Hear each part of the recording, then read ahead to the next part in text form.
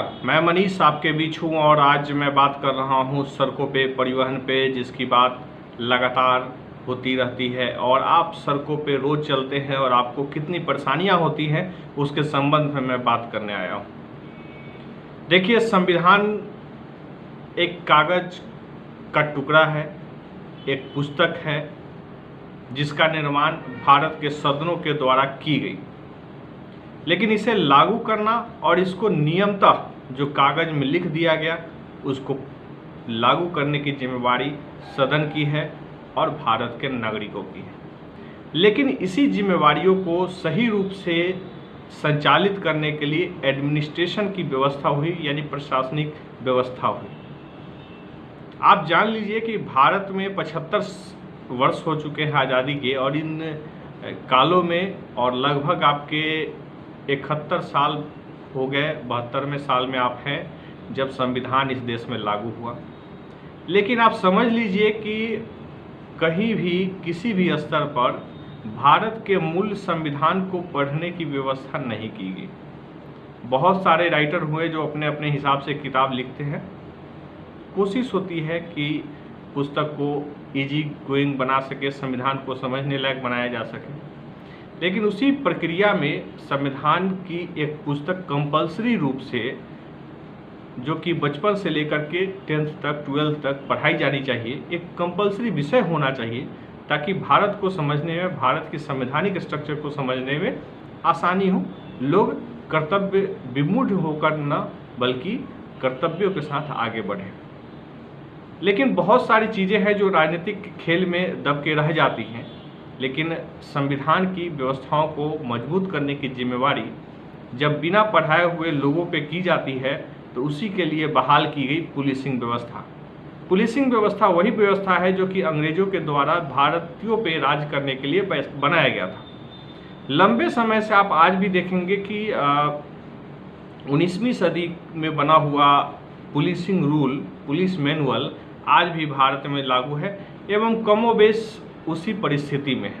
थोड़ी मोड़ी बदलाव देखी जाती है, हुई भी है, लेकिन अपना कोई नियम नहीं है। भारत को समझ के या राज्यों को समझ के अपना कोई पुलिस मैनुअल तैयार नहीं किया गया। बातें लंबी लंबी हो जाती है इस देश में, लेकिन होता कुछ नहीं है।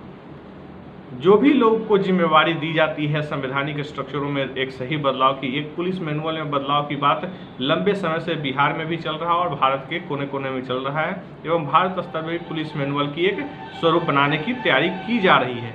लेकिन बड़े बड़े विद्वान इसमें लगे हुए हैं और अब तक एक पुलिस मैनुअल बनकर तैयार नहीं हुआ है।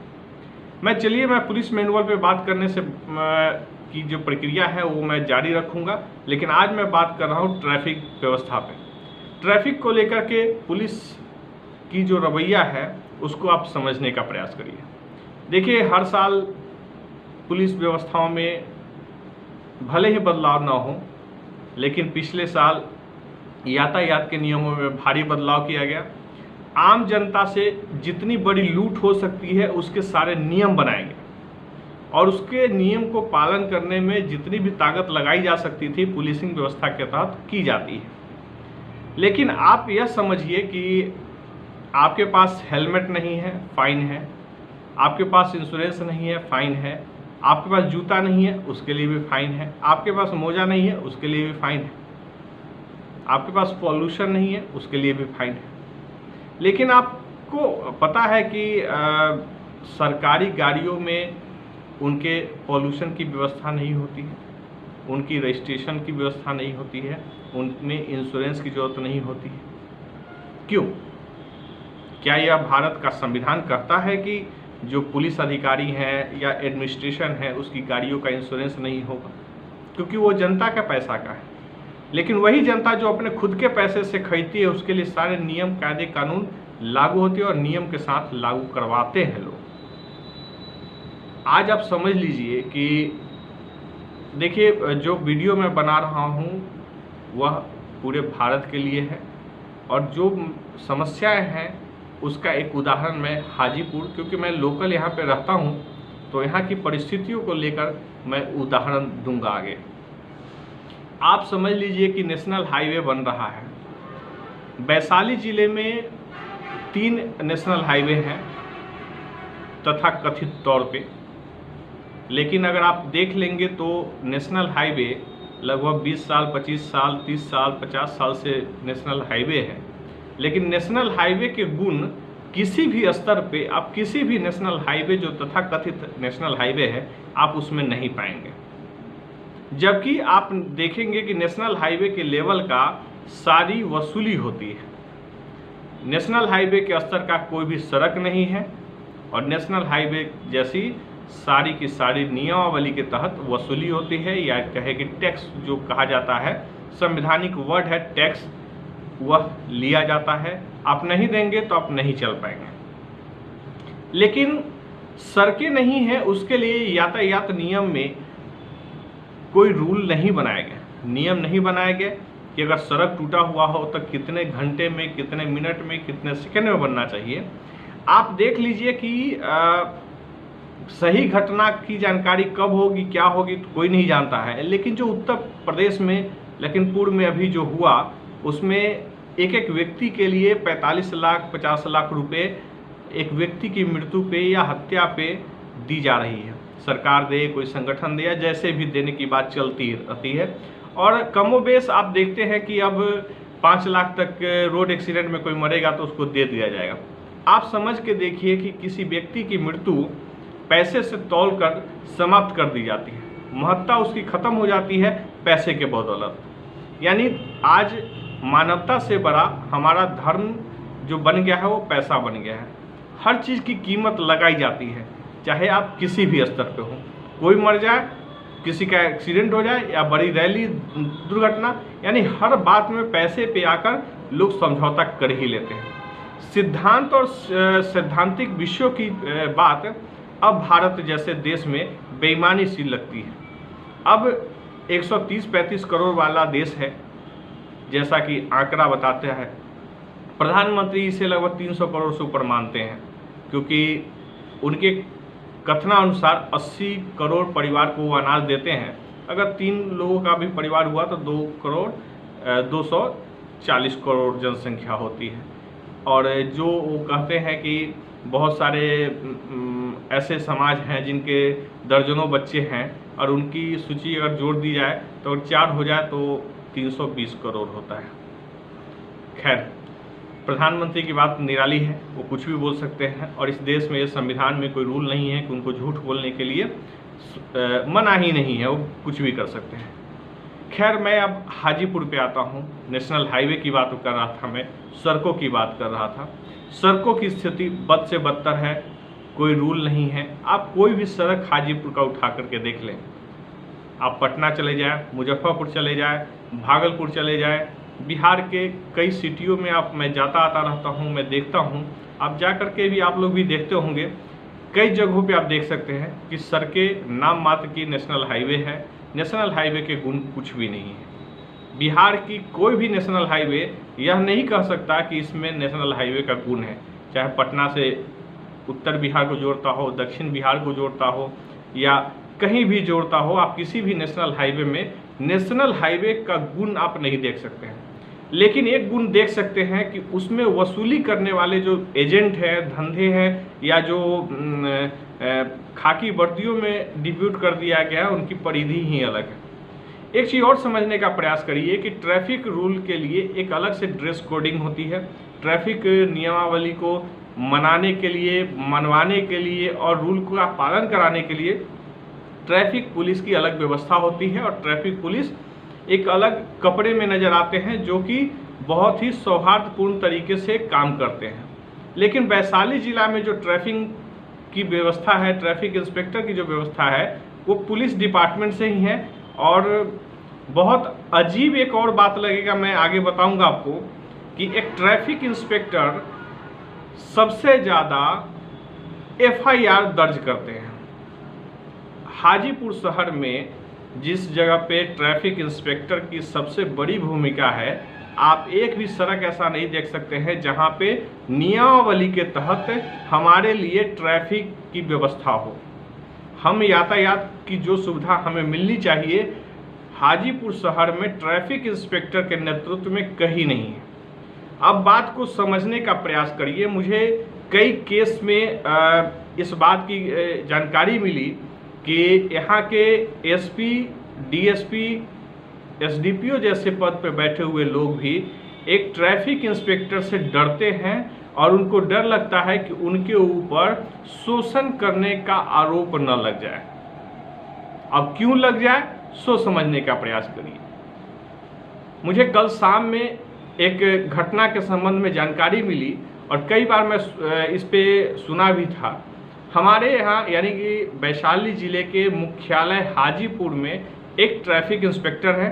नाम नहीं खुलासा करूंगा, चेहरा भी नहीं दिखाऊंगा, सिर्फ समझने का प्रयास करिए कि कमोबेश स्थिति यही है। यहाँ के एसपी, डीएसपी और एसडीपीओ जैसे पद पर बैठे हुए लोग डरते हैं कि ट्रैफिक इंस्पेक्टर हम पे शोषण का आरोप न लगा दे, और क्योंकि वो खुली तौर पे सुनता हूँ कि धमकी देती हैं कि आप शब्दों से समझ गए हों कि महिला है, और शोषण का मतलब यह नहीं है कि सिर्फ जो आप दिमाग में रखे होंगे कि शारीरिक शोषण की बात हो, नहीं। यहाँ पे ट्रैफिक इंस्पेक्टर पे यह आरोप है, वो भी आम आदमी का, खास आदमी का और बहुत अच्छे अच्छे लोगों का, या कहें कि डॉक्टर हैं, पत्रकार हैं, इंजीनियर हैं, जो सिविलियन एक समाज को कुछ देने का काम करते हैं। वो अपनी मेहनत से कुछ जुटाते हैं, जो सरकार को टैक्स भरते हैं और उससे वो उनकी सैलरी जाती है। वैसे ट्रैफिक इंस्पेक्टर जो कि अपनी गैर जिम्मेवाराना हरकतों से पूरे हाजीपुर को ध्वस्त करके रखी हुई हैं, उन्होंने उनसे डरने का रीजन क्या है उस पर मैं आऊँगा धीरे धीरे। आप देख लीजिए कि कोई भी चौक हो, गांधी चौक, राजेंद्र चौक, सिनेमा रोड हो, रामशीष चौक से जाने का रास्ता हो, खुद रामशीष चौक पे वो अवैध रूप से रामशीष चौक पे अतिक्रमण करके बैठती हैं, ऑफिस बना लिया है ट्रैफिक का, और कुछ जगहों पे सीसीटीवी कैमरे लगा करके, जबकि उन्हीं की गाड़ी गैर कानूनी तरीके से ट्रैफिक में या कहीं भी सड़कों पे घुसती है, वो दाहिना बायां नहीं, खुद भी नहीं देखती हैं कि वो दाहिना चल रही है कि बाएं चल रही है। पुलिस का टैग लगा हुआ है, यातायात प्रभारी लिखा हुआ है, नियमावली खुद उनके गाड़ी चलाने वाले ड्राइवर को नहीं पता है, जिस पे वो खुद घूमती है। अब समझने की कि इतना आतंक क्यों है। मैं कुछ कुछ घटनाएं सुनता था, लेकिन कल कुछ ऐसी घटनाएं सुना जो मुझे लगा कि अब इस पे बात होनी चाहिए। मुझे अभी तक उनकी जाति का पता नहीं है, लेकिन वो SC/ST एक्ट के तहत न जाने दर्जनों की सैकड़ों लोगों पे रामशीष चौक पे उन्होंने FIR दर्ज किया, यानी सदर थाना में FIR दर्ज होगा। हो सकता है क्योंकि अब सदर थाना का एरिया बदल रहा है, नगर थाना के रूप में गया होगा, उधर भी हो सकता है, लेकिन वो SC/ST एक्ट का प्रयोग करती हैं। आप समझ लीजिए, आपको याद होगा कि प्रधानमंत्री कपड़ों से लोगों को पहचानते हैं, लेकिन जहाँ तक मैं कई बार फोटो देखा हूँ, ट्रैफिक इंस्पेक्टर जो महिला हैं उनका मैंने फोटो देखा है, और कपड़े देख करके उनकी जाति का बोध नहीं होता है, जैसा प्रधानमंत्री ने कहा था। लेकिन जाति का बोध नहीं होता है, फिर भी उनके साथ या कोई अगर पैसा नहीं देता है, कोई बगझा करता है, नियमावली का हवाला देता है, तो उनके ऊपर वो SC/ST एक्ट दर्ज करती हैं। और जब बड़े पदाधिकारी SP के पास, SDPO के पास, DSP के पास इस संबंध में कंप्लेन जाता है, तो लोग कहते हैं कि उनके मामले में मैं कुछ नहीं करूंगा, वो हो न हो, हमारे ऊपर भी SC/ST एक्ट लगा करके हमें परेशान कर दे, हमारा नौकरी खतरे में पड़ जाएगा। अब एक बात समझ के देखिए कि हम एक ऐसे सिस्टम में रह रहे हैं जहां के SP, DSP और SDPO जैसे पद पर बैठे हुए लोग एक ट्रैफिक इंस्पेक्टर से डरते इसलिए हैं कि वो किसी खास जाति से है। अब यह बात समझिए कि आप सड़क पे जाते हैं, कोई भी सड़क पे जाता है, क्या किसी के शक्ल पे, शायद नरेंद्र मोदी जी के पास इतनी क्षमता है कि वो कपड़े देख करके पहचान जाते होंगे, लेकिन मुझे नहीं लगता है कि आम भारतीयों को यह इतना अंदाजा भी होगा, ये देख करके समझ में आता होगा कि किसी को देख करके यह बता दे। मुझे उनका कुछ कुमारी लिखती हैं वो, उसमें कहीं भी पासवान राम या इस तरीके का कोई टाइटल नहीं लगा हुआ है, उनके जो नेम प्लेट है उस पर कहीं नहीं लिखा हुआ है, तो आप समझ के देखिए कि कोई पटना से आने के वाला आदमी, कोई मुजफ्फरपुर से जाने वाला आदमी, कोई चंपारण से जाता हो पटना या दक्षिण बिहार से कहीं से आता हो, छपरा जाता हो, कैसे जानेगा कि यहाँ के हाजीपुर के जो ट्रैफिक इंस्पेक्टर हैं किसी जाति विशेष से हैं और उनके लिए वो पहले से संबोधन के लिए वो तैयार रहते हैं। ये बड़े मज़ेदार चीज़ नहीं लगती है कि एक लोकतांत्रिक भूमि पे एक ऐसे, वो भी खासकर मुख्यालय हाजीपुर, जो वैशाली जिले का डिस्ट्रिक्ट का मुख्यालय है हाजीपुर, जहां एसपी, डीएम और बड़ी ये सारे पदाधिकारी बैठते हैं, वहां की ट्रैफिक इंचार्ज एक अनुसूचित जाति या जनजाति जिससे भी हो मुझे मतलब नहीं है, लेकिन उनकी एक्टिविटी को लेकर के जो मुझे अनुभव हो रहा है कि उनके इस आतंक का शिकार यहाँ के एसपी तक होते हैं। वो डरते हैं कि कहीं हमारे ऊपर भी शोषण का आरोप न लगा दे, हमें भी जातिवादी व्यवस्थाओं में घेर करके वो तबाह न कर दे। आप समझ के देखिए कि आम आदमी के साथ क्या होता है। लोग, क्योंकि SC ST एक्ट जब लगता है तो जिला स्तरों पे बेल की सुविधा नहीं होती है, हाई कोर्ट तक जाते हैं लोग। और यह देख लीजिए कि इतनी भयावह स्थिति है कि इस ट्रैफिक इंस्पेक्टर पे सिस्टम में बैठे हुए लोग कोई भी कार्रवाई नहीं कर रहे हैं कि आखिर आप इतना SC ST एक्ट करते क्यों हैं। और कोई भी अधिकारी, पदाधिकारी को यह अधिकार नहीं होना चाहिए कि वो, मान लीजिए वो नौकरी में आरक्षण के आधार पर चला जाता है, आरक्षण की सारी व्यवस्थाओं को प्राप्त करके वो चला जाता है, लेकिन वो जब सिस्टम का हिस्सा होता है तो आज जो हम जो संबोधन आपको कर रहे हैं वो एक ट्रैफिक इंस्पेक्टर के नाम से कर रहे हैं। एक ट्रैफिक इंस्पेक्टर किसी जाति का कैसे हो सकता है? एक जिला का एसपी किसी जाति का कैसे हो सकता है? एक प्रधानमंत्री किसी जाति के कैसे हो सकते हैं? आप समझिए कि किसी पद पे बैठा हुआ व्यक्ति जातिगत बातों का संबोधन कैसे करता है। देखिए, सबसे बड़ी बात है कि हम सभी लोग भारत को समझना ही नहीं चाहते हैं। भारत को अगर समझते तो इतनी ज़्यादा परेशानी नहीं होती। हमारे प्रधानमंत्री और राष्ट्रपति ही जब बोल देते हैं कि मैं दलित हूँ, महादलित हूँ और मैं अति पिछड़ा का बेटा हूँ, तो आप समझ सकते हैं कि आप उसको स्वीकार कर लेते हैं तो आपके स्तर पे, छोटे छोटे स्तरों पे जो अधिकारी पदाधिकारी, वो तो स्वतंत्र रूप से पूर्ण रूपेण उनको लाइसेंस है अंग्रेजी हुकूमत का। पुलिस की व्यवस्था, खाकी वर्दी की व्यवस्था इसीलिए की गई थी कि हम आप पे शासन कर सकें। तो क्या इसी व्यवस्थाओं के लिए हम आगे बढ़ रहे हैं? ट्रैफिक रूल के लिए, ट्रैफिक इंस्पेक्टर के रूल, सब पे हमने बात किया, लेकिन इस पे विचार करिएगा। इससे संबंधित कोई भी बात हो, जानकारी हो, सूचित करिएगा।